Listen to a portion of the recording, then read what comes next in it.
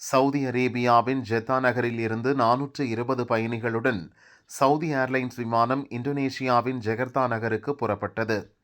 நடுவானில் சுமார் 40,000 அடி உயரத்தில் பறந்து கொண்டிருந்த போது இந்தோனேஷியாவைச் சேர்ந்த 63 வயதான பெண் டர்டியா ஸ்ரீனிஷா என்ற பெண்ணுக்கு திடீரென நெஞ்சுவலி ஏற்பட்டது. வலியால் துடித்த அவருக்கு விமான பணிப்பெண்கள் முதலுதவி சிகிச்சை அளித்தனர். எனினும் அவருக்கு உடனடியாக மருத்துவ சிகிச்சை தேவைப்படுவதாக பற்றி விமானிகளிடம் தெரிவித்தனர். அப்போது விமானம் சென்னைக்கு அருகே பறந்து கொண்டிருந்தது. உடனே விமானிகள் சென்னை ஏர்போர்ட் கட்டுப்பாட்டு அறையை தொடர்பு கொண்டனர். விஷயத்தை சொல்லி உடனே விமானத்தை தரையிறக்க அனுமதி கேட்டனர். அனுமதி கிடைத்தது. சென்னையில் விமானம் இறங்கியது. தயாராக இருந்த மருத்துவ குழுவினர் விமானத்தில் இருந்த பெண் பயணியை பரிசோதித்தனர். ஆனால் அவர் மாரடைப்பால் ஏற்கனவே இறந்துவிட்டதாக டாக்டர்கள் தெரிவித்தனர்.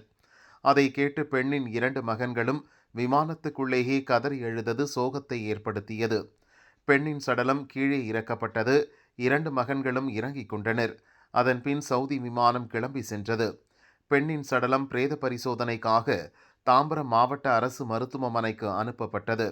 அதன்பின் சடலத்தை இந்தோனேஷியாவுக்கு அனுப்புவதற்கான ஏற்பாடுகளை அதிகாரிகள் செய்தனர்.